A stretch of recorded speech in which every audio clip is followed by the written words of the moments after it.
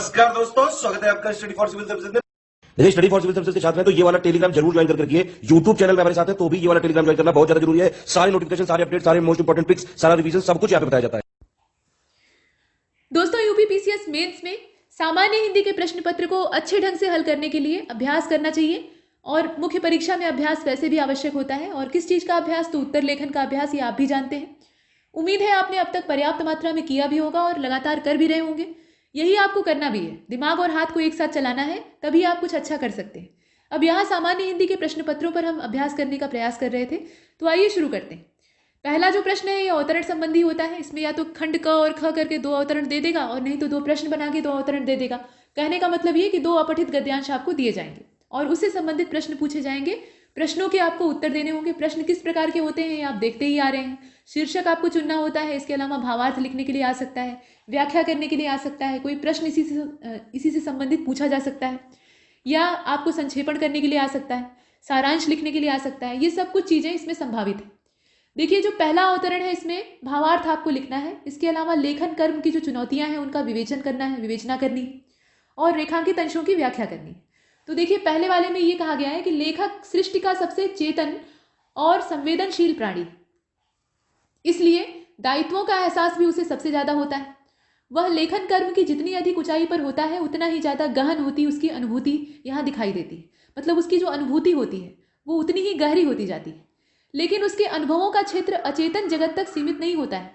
वह सार्थक तभी होता है जब वह चेतन सत्ता से जुड़ता है।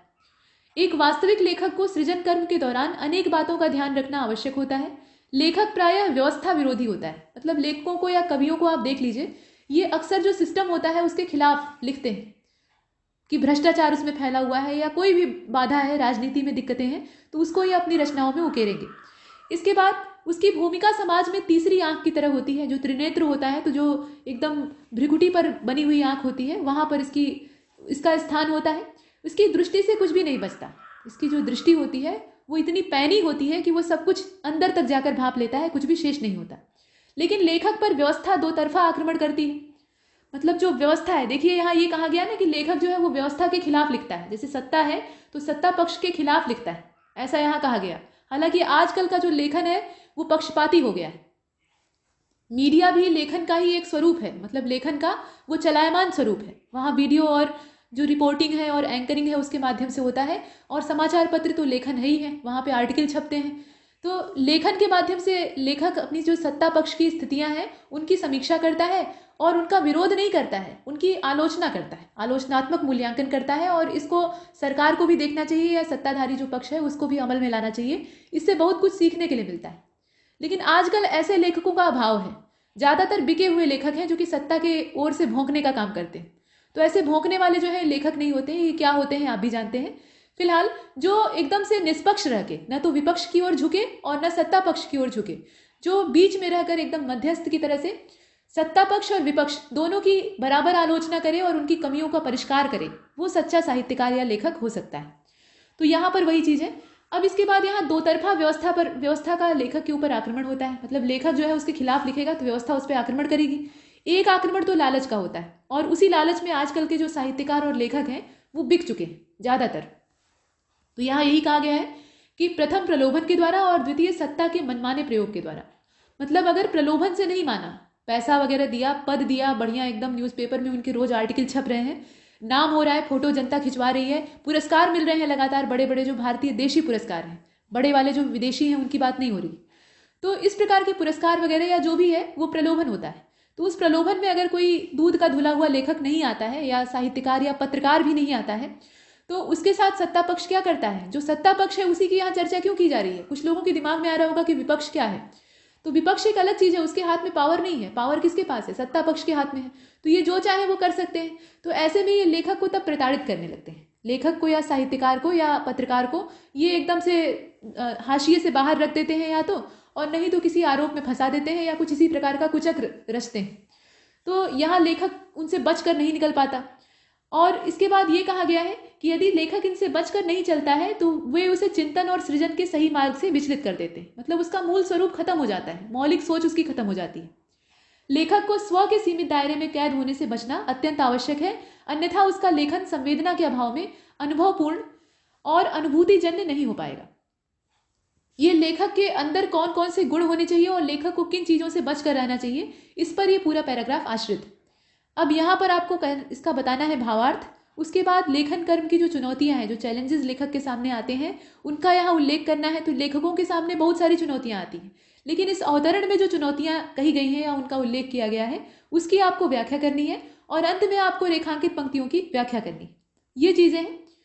अब देखिए, जो पहले के लेखक या साहित्यकार होते थे वो एकदम से खुश होकर, मतलब मुक्त हस्त से या खुले दिमाग से लेखन करते थे और साहित्य लिखते थे।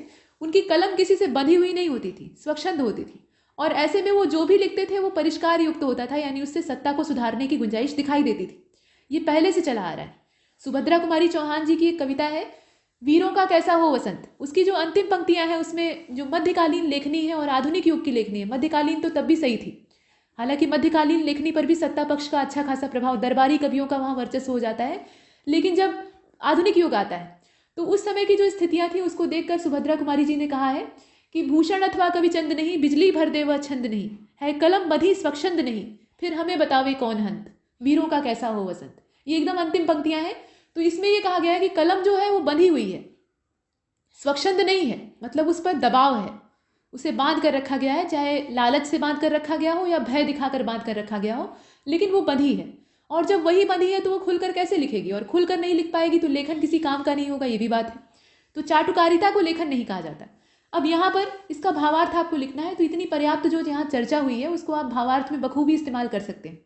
ठीक, मतलब आप लिख सकते हैं कि लेखक जो है वो सबसे चैतन्य अंग होता है सृष्टि का, ये सृजनकर्ता होता है, समाज का अंग होता है लेखक या साहित्यकार, और समाज को सुधारने के लिए और दिशा दिखाने के लिए भी ये उत्तरदायित्व ग्रहण करता है या वो काम करता है।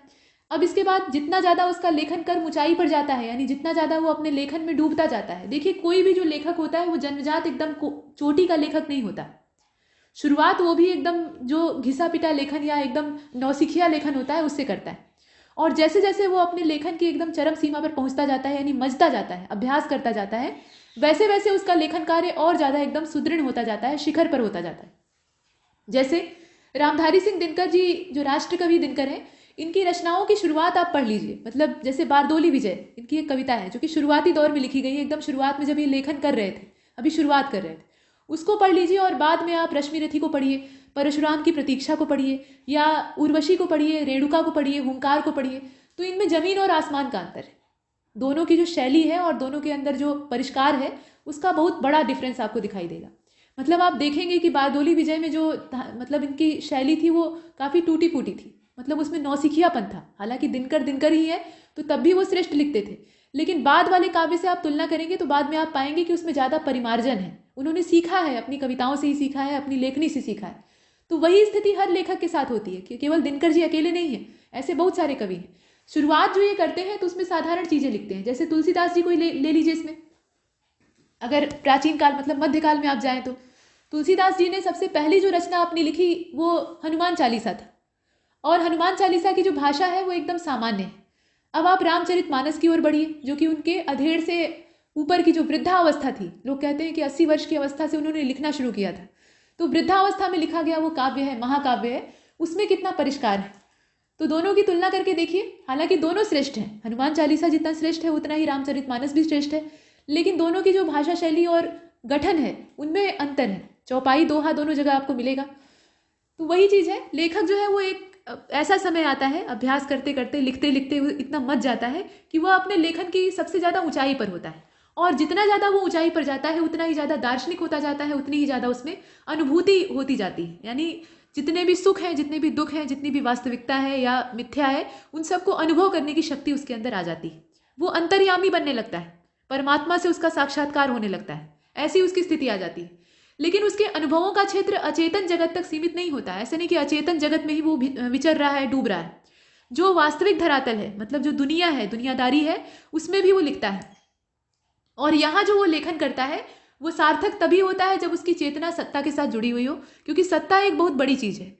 ये पूरी संसार को या पूरी सभ्यता को नियंत्रित करती है, और जो सत्ताधारी पक्ष होता है उसके अंदर बहुत सारे दुर्गुण अपने आप पैदा हो जाते हैं। मतलब वो कितना भी अच्छा क्यों ना हो, कितना भी बेहतर इंसान क्यों ना हो, लेकिन सत्ता में जब पैर रखता है तो उसके अंदर बुराइयां धीरे धीरे करके घुसने लगती हैं, और उन बुराइयों को निकाल कर बाहर करने के लिए उसे समय समय पर धोना पड़ता है। तो धोएगा कौन? यहाँ डिटर्जेंट डालकर धोने का काम कवि करता है। जैसे रामधारी सिंह दिनकर जी का यहाँ उल्लेख आया तो उन्हीं का एक प्रसंग ले लिया जाए। नेहरू जी के ऊपर उन्होंने एक सांकेतिक तौर पे कविता लिखी थी और उसका शीर्षक था हिमालय। हिमालय की पुकार या हिमालय शीर्षक से कविता ज़्यादा प्रसिद्ध है। तो उसमें कहा गया था, मतलब नेहरू जी का कहीं नाम नहीं था, लेकिन लोगों ने उसे माना कि ये नेहरू जी को टारगेट बनाकर लिखी गई है कि वह ज़्यादा उदारवादी नीतियों के पीछे भाग रहे हैं और इस समय जो कठोर कदम उठाने चाहिए वो नहीं उठा रहे हैं। तो ऐसे में हमें इस प्रकार की सत्ता या ऐसे नेतृत्व की आवश्यकता नहीं है। हमें सशक्त और जो उठकर लड़ने वाला नेतृत्व है वैसा चाहिए। इस समय सामयिक मांग ऐसी ही है। तो उन्होंने लिखा था कि रे रोक युधिष्ठिर को न यहाँ, जाने दे उनको स्वर्ग धीर, फिरा हमें गांडीव गदा, लौटा दे अर्जुन भीमवीर। मतलब उन्होंने कहा कि रे रोक युधिष्ठिर को न यहाँ, मतलब युधिष्ठिर जो है उनका यहाँ कोई काम नहीं, उनको रोको नहीं, उनको स्वर्ग जाने दो। और हमें वापस क्या चाहिए? हमें गांडीव और गदा वापस चाहिए। अर्जुन और भीम जैसे जो वीर हैं जो कि लड़कर अपने हिस्से को मांगने में सक्षम है, अपनी जीत हासिल करने में सक्षम है, वो हमें चाहिए। उन्हें लौटा दो और कह दे शंकर से आज करें वे प्रलय नृत्य फिर एक बार, सारे भारत में गूंज उठे हर हर बम का फिर महोच्चार। इस प्रकार से उन्होंने लिखा था। तो उनकी लेखनी ओजस्वी होती थी। कहने का मतलब यह है कि सत्ता पक्ष वो कांग्रेस पार्टी से ही संबंध रखते थे और उस समय वो सत्ता में थे, मतलब उनकी पार्टी सत्ता में थी और वो भी राजनीति से जुड़े हुए थे। उसके बावजूद उन्होंने ऐसा काव्य लिखा। तो ऐसा साहस कवि के अंदर होना चाहिए। ये तो एक सांकेतिक रूप से उन्होंने लिखा और बहुत से एकदम सीधे सीधे टारगेट बनाते हैं, तो वो चीज़ें। अब इसके बाद यहाँ आप देख रहे हैं नीचे वाला, इसमें कहा गया है कि लेखन कर्म की चुनौतियों का आपको ब्यौरा देना है, मतलब विवेचना करनी है। तो लेखन कर्म की सबसे बड़ी चुनौती क्या होती है कि आप सत्ता पक्ष यानी जो सांसारिकता है, वास्तविकता है, उससे जुड़कर भी लिखने वाले होने चाहिए। ऐसा नहीं कि सिर्फ आप आध्यात्मिकता में गोते लगा रहे हैं, तो वो फिर व्यर्थ हो जाएगा, उसका कोई अर्थ नहीं निकलेगा। इसलिए व्यवहारिक जो जीवन है, राजनीति है, उसमें आपको सार्थक रूप से या सक्रिय रूप से उतरना पड़ेगा और उसमें निकलकर, उसमें उतरकर आपको उस कीचड़ को साफ करना पड़ेगा, क्योंकि आप लेखक हैं, आपका उत्तरदायित्व है। इस प्रकार की चुनौतियां हैं। और उसके बाद जो दूसरी वाली चुनौती है कि लेखक पर व्यवस्था का दो तरफा आक्रमण होता है। मतलब लेखक अगर सत्ता पक्ष की या विपक्ष के खिलाफ कुछ लिख देता है तो उस पर दो तरफा आक्रमण होता है। एक तो प्रलोभन वाला आक्रमण होता है कि हम तुम्हें पद का लालच देते हैं, हम तुम्हें इतने ऊंचे पद पे बिठाते हैं, इतना सारा पैसा दिलवा देंगे, ये पुरस्कार दिलवा देंगे, तुम्हारी बहुत सारी किताबें पब्लिश हो जाएंगी, तुम्हें रॉयल्टी मिलेगी। ये सब क्या है? ये लेखक का प्रलोभन है। तो इस प्रकार का प्रलोभन जो है ये पहली बाधा होती है और इनसे अगर वो बच निकलता है तो उसके बाद उस पर धौंस दिखाई जाती है, दबाव बनाया जाता है, मतलब डरा धमका के उसे अपने फेवर में करने का प्रयास किया जाता है। तो ये सब चुनौतियां हैं लेखन कार्य की और लेखक को इससे बच कर रहना होता है, क्योंकि कैद में रहकर अपनी कलम को बांध कर, सुभद्रा कुमारी जी की भाषा में, अपनी कलम को बांध कर वो कोई भी काम नहीं कर सकता। ये चीज़ें। इसके बाद ग वाले में उपर्युक्त गद्यांश की आपको व्याख्या करनी है, मतलब रेखांकित पंक्तियां जो है उनकी व्याख्या करनी है। तो बहुत सारी रेखांकित पंक्तियां हैं, पहली तो यहीं पर है, उसके बाद आप यहाँ देख रहे हैं, उसके बाद यहाँ देख रहे हैं और उसके बाद यहाँ चौथी वाली देख रहे हैं, यानी 4 रेखांकित पंक्तियां हैं। तो 20 अंक आपको व्याख्या पर मिलने वाला है, यानी प्रत्येक जो है वो 5-5 नंबर की है। पहली व्याख्या को देखिए, लेखक सृष्टि का सबसे चेतन और संवेदनशील प्राणी होता है। ये सबसे ज्यादा चैतन्य होता है। क्यों चैतन्य होता है? क्योंकि वैचारिक होता है। इसके दिमाग के घोड़े हमेशा दौड़ने के लिए उत्सुक रहते हैं। ये हाथ पैर से शिथिल होता है। लेखक या जो कवि होते हैं, जब वो एकदम से अपनी आध्यात्मिकता और अपने लेखन में डूब जाते हैं तो लोग उन्हें पगलेट समझ लेते हैं, कहते हैं कि ये तो सनकी हो गए हैं, फटे हाल घूम रहे हैं, पुल की जो बाउंड्री है या जहाँ निर्जन जगह है वहां पर बैठकर ये अकेले कॉपी पेन लेकर कुछ सोच रहे हैं, या जहाँ भटक रहे हैं वहां भी अपने ख्यालों में खोए हुए हैं, उनकी निगाह कहीं और है और पैर कहीं और पड़ रहे हैं, उन्हें खाने पीने सोने का ख्याल नहीं है। इस प्रकार के लेखक की स्थिति हो जाती है। जैसे निराला जी को ही ले लीजिए, एकदम फटे हाल घूमते थे और उनके पास जो रहता था वो दान करते चलते थे। कोई भी कीमती चीज आए तो वो जो जरूरतमंद दिखाई दे उसको दे देते थे। तो वो सिर्फ कविता के माध्यम से ही समाज की सेवा नहीं करते थे, बल्कि अपने व्यक्तिगत जीवन में भी वो उसी प्रकार के थे। तो आपने भिक्षुक नाम की उनकी कविता पढ़ी होगी, तो उसमें जो चीजें उन्होंने कही थी उसको वो सार्थक भी करते थे। तो इसी प्रकार के कवि या लेखक होते हैं। इनका जीवन एक संत के समान होता है। ये अपने लिए कुछ नहीं रखना चाहते, ये देना चाहते हैं। तो इसीलिए ये सबसे चेतन और संवेदनशील प्राणी होते हैं। संवेदना इनके अंदर होती है और संवेदना लेखन की या लेखक होने की पहली शर्त है। अगर कोई लेखक संवेदनशील नहीं है तो वो किसी काम का नहीं। इसके बाद जो अगली वाली व्याख्या है उसमें आप देख रहे हैं कि लेखक प्रायः व्यवस्था विरोधी होता है। जो व्यवस्था, जो सिस्टम चल रहा है उसके खिलाफ वो लिखेगा, प्रायः ऐसा ही होता है। और उसकी भूमिका समाज की तीसरी आंख की तरह होती है। व्यवस्था का विरोध करने का मतलब ये नहीं कि वो किसी विपक्षी पार्टी में जाकर मिल गया है इसका मतलब ये है कि वो अपने देश का भला चाहता है, और जो सत्ता पक्ष इस समय सत्ताधारी बना हुआ है और पूरे देश के शासन को कंट्रोल कर रहा है, अपने नियंत्रण में रखे हुए है, उसके अंदर की बुराइयां निकल जाए ताकि वो बेहतर बन सके और देश को उन्नति की ओर ले जा सके। तो देश का और समाज का हित, उसका उन्नयन ही लेखक का अंतिम उद्देश्य होता है, और इसी के चलते वो आलोचना करता है। ये चीज़ है, और इसीलिए उसे समाज की तीसरी आंख कहा जाता है, जो कि हमेशा सीसीटीवी कैमरे की तरह नजर रखती है और हर गतिविधि को तुरंत भाप जाती है। इसके बाद जो अगली इसमें पंक्ति है उसको देख लीजिए। लेकिन लेखक पर व्यवस्था दो तरफा आक्रमण करती है। लेखक पर जो व्यवस्था यानी जो सिस्टम होता है उसका हमला होता है। जब आप उसका विरोध करेंगे, मतलब सिस्टम के खिलाफ बोलेंगे, तो सिस्टम क्या करेगा? आपको दबाने का प्रयास करेगा। नहीं दबेंगे तो लालच देगा, और उसके बाद भी नहीं दबेंगे तो फिर प्रताड़ित करेगा।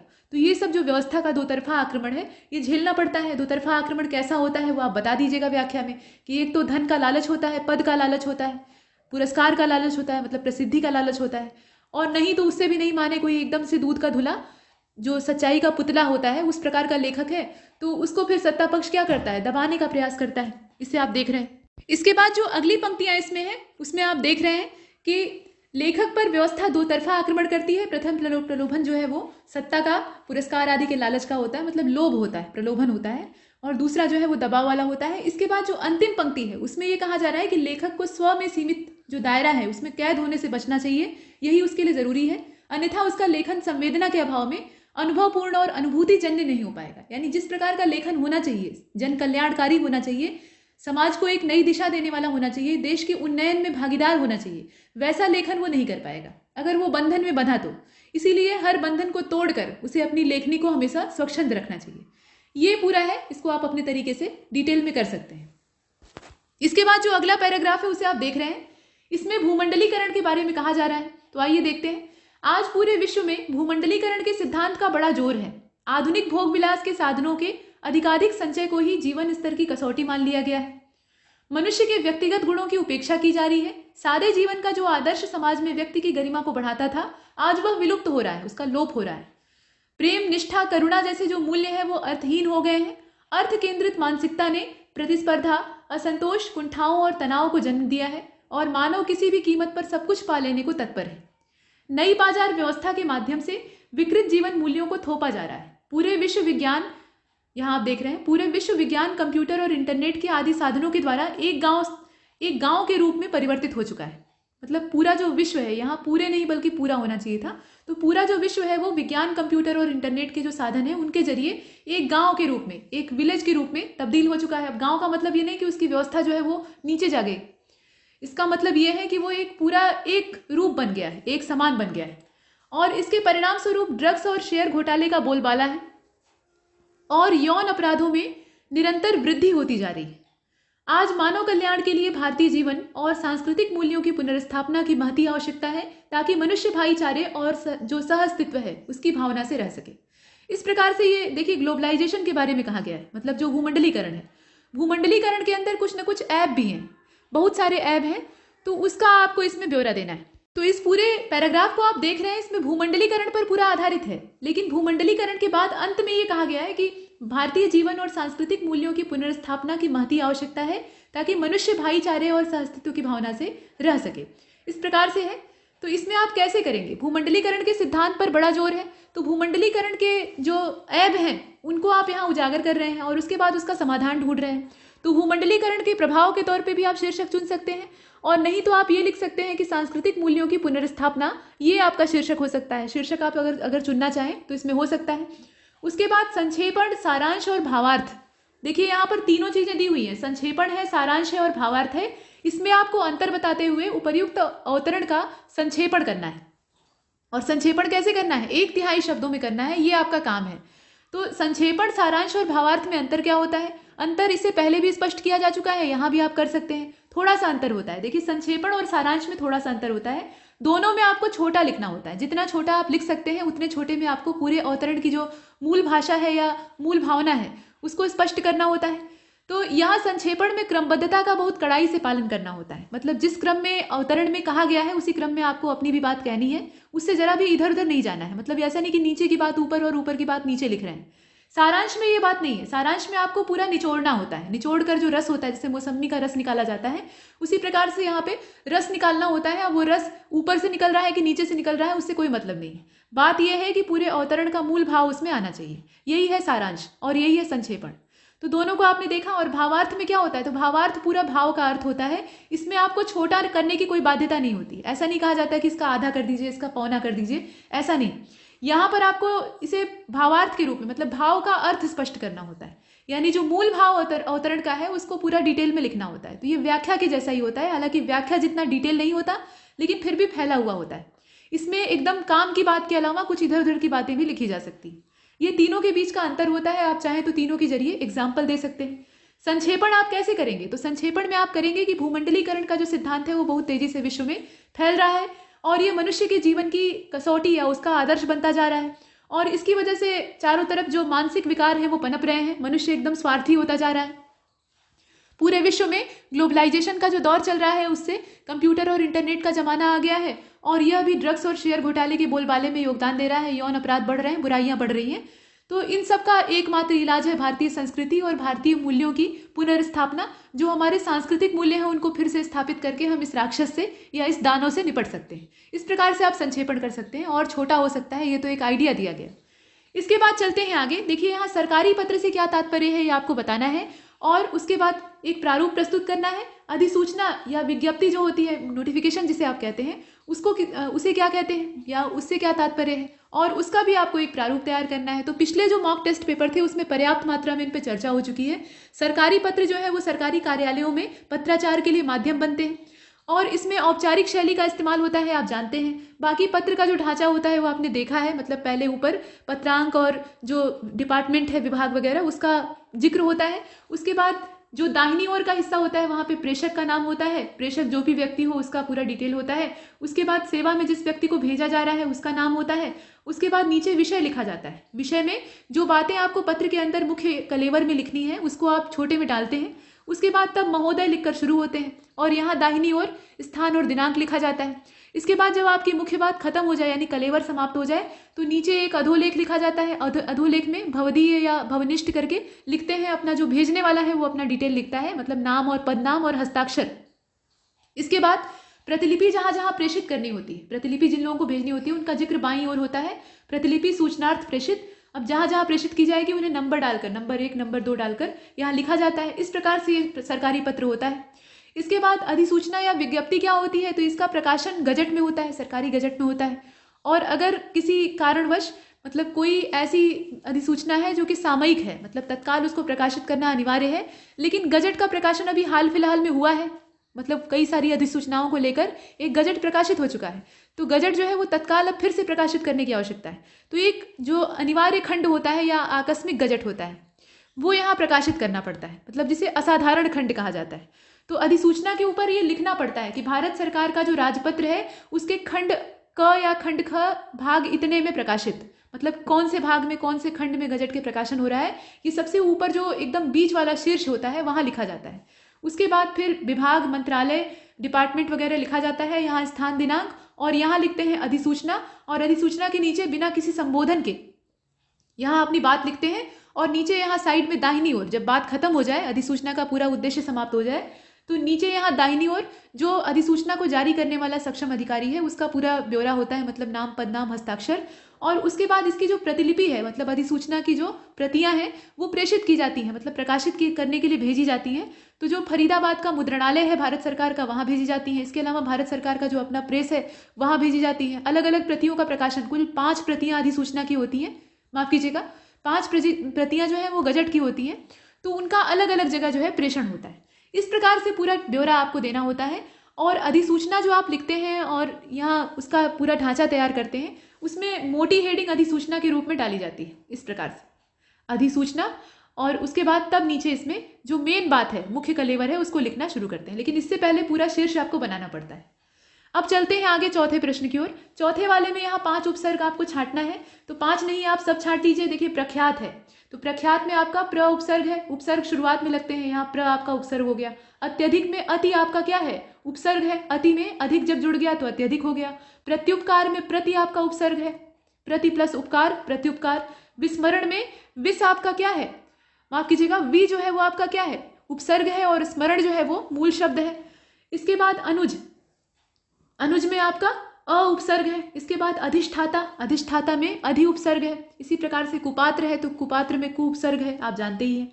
बदकिस्मत में बद उपसर्ग है। कुछ उर्दू के उपसर्ग होते हैं, कुछ संस्कृत के होते हैं, कुछ हिंदी के होते हैं, आप जानते हैं। तो इस प्रकार से ये जो 8 उपसर्ग दिए थे, मतलब शब्द दिए थे, इनमें से आपने उपसर्गों को अलग किया है। इसके बाद नेक्स्ट यहाँ पे ख वाले को देखिए, इसमें 5 कृदंत और 5 तद्धित प्रत्यय आपको छांटने हैं, तो इसे आप छांट सकते हैं, इसमें ज़्यादा मेहनत आपको नहीं करनी है। जैसे आपने उपसर्गों को छांटा था तो उपसर्ग आगे लगते हैं, प्रत्यय पीछे लगते हैं, उसके आधार पे आप आराम से इसमें कर सकते हैं। इसके बाद ग वाले को देखिए, ग वाले में विलोम लिखना है तो विलोम में प्रत्यक्ष है, उसका अप्रत्यक्ष हो जाएगा, समस्या का समाधान हो जाएगा, अंतर्द्वंद का बहिर्द्वंद हो जाएगा। इसके बाद आविर्भाव का तिरोभाव हो जाएगा, आहूत का अनाहूत, व्यष्टि का समष्टि, आध्यात्मिक का अनाध्यात्मिक हो सकता है।